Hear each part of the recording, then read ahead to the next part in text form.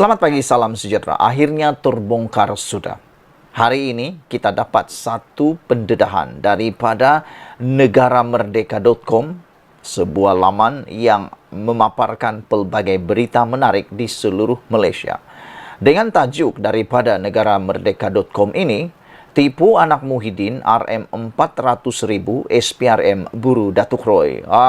Sebenarnya Datuk Roy telah pun menyerah diri kepada SPRM dan telah direman kerana dikatakan sebagai dalang utama rasuah RM400,000 dalam berkait dengan kes Jana Wibawa.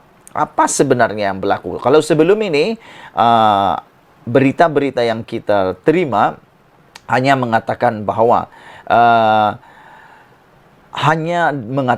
anak kepada ahli politik terkenal sahaja disebut. Tapi dalam portal negaramerdeka.com ini menulis bahawa anak ahli politik yang terkenal itu kini disebut sebagai anak Muhyiddin. Saudara-saudara, apa ceritanya? Tipu anak Muhyiddin RM400,000 SPRM buru Datuk Roy, dan terkini Datuk Roy telah pun menyerah diri.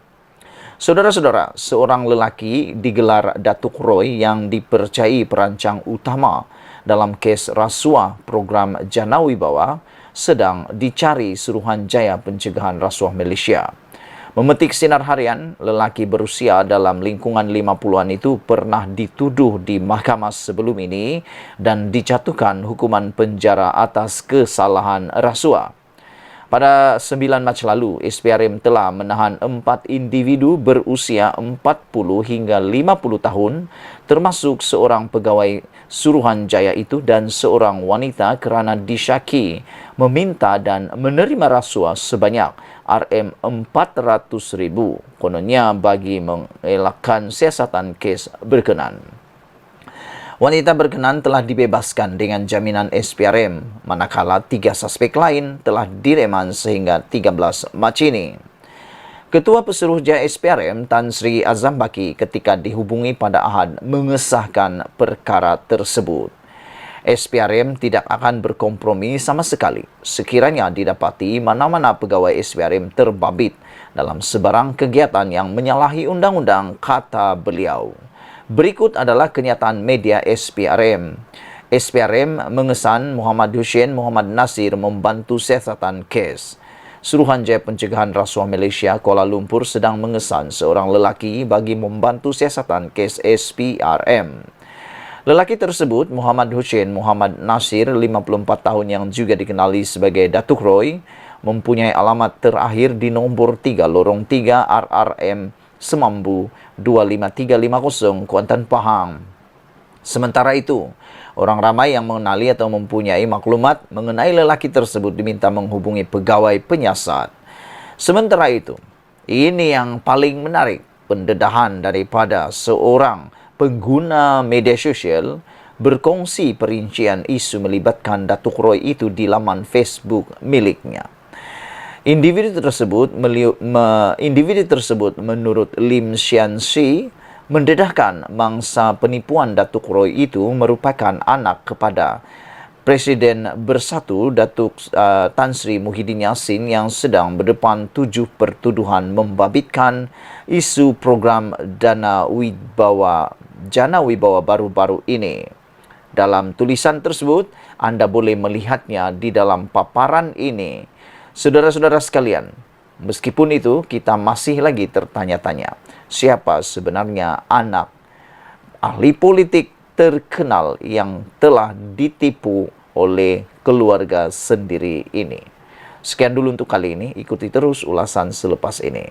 Selamat petang, salam sejahtera. Terima kasih kerana bersama dengan saya di Nazlin Unity Channel. Petang ini kita dikejutkan dengan satu penangkapan yang dilakukan oleh SPRM melibatkan penyelewengan wang sebanyak RM596 juta.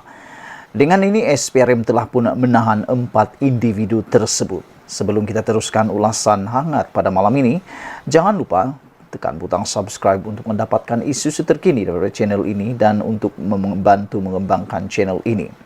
Saudara-saudara sekalian, sejak beberapa waktu ini selepas Anwar Ibrahim mengisytiharkan perang rasuah kepada seluruh Malaysia, akhirnya beberapa penangkapan-penangkapan yang luar biasa, pendedahan-pendedahan luar biasa berkaitan rasuah telah pun dibuat oleh SPRM. Kita ucapkan tahniah kepada SPRM kerana agresif dalam melaksanakan tanggungjawab sebenar mereka.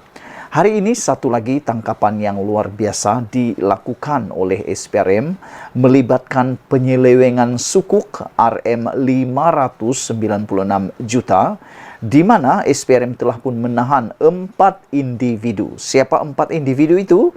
Ikuti terus ulasan ini.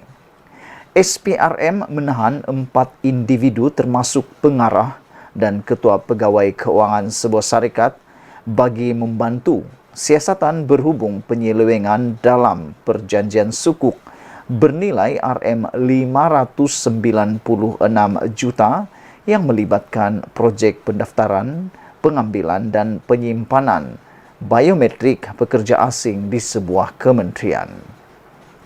Menurut sumber SPRM, keempat-empat lelaki yang berumur antara 40 dan 55 tahun itu ditahan lewat petang semalam di Ibu Pejabat SPRM Putrajaya di Putrajaya. 3 daripada mereka direman 3 hari selepas Magistrat Irza Zulaika membenarkan permohonan yang dibuat SPRM di Mahkamah Magistrat Putrajaya hari ini, manakala seorang lagi dilepaskan dengan jaminan SPRM. Menurut sumber SPRM, sukuk itu diuruskan oleh sebuah bank tempatan bagi membiayai projek berkenan. Menurutnya, semua perbelanjaan dan hasil projek itu perlu dimasukkan ke dalam satu akaun khas yang ditetapkan. Namun, akaun khas itu kemudiannya ditukarkan kepada akaun lain yang dipercayai sengaja diwujudkan pada awal 2022 disyaki bagi mengelakkan daripada pembayaran semula prinsipal dan keuntungan kepada pemegang suku. Sumber itu berkata tindakan mewujudkan satu akaun lain akan menyebabkan kerugian jutaan ringgit terhadap pemegang suku.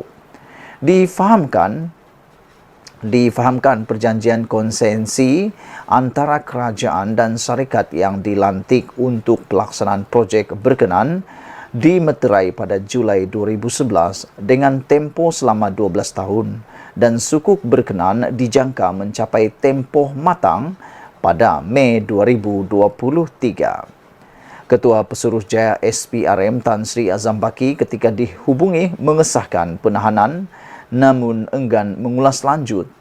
Kes disiasat di bawah Seksyen 16 dalam kurungan B Akta SPRM 2009. Saudara-saudara sekalian, seperti di dalam ulasan permulaan saya sebentar tadi, sejak Anwar Ibrahim menjadi Perdana Menteri, begitu banyak pendedahan demi pendedahan, bahkan tangkapan demi tangkapan dan reman demi reman dilakukan oleh SPRM demi untuk memerangi rasuah yang melanda Malaysia sejak sekian lama. Yang paling mengejutkan kita ialah kali ini melibatkan seleweng sukuk hampir setengah bilion atau 596 juta melibatkan 4 individu. Ikuti terus ulasan selepas ini.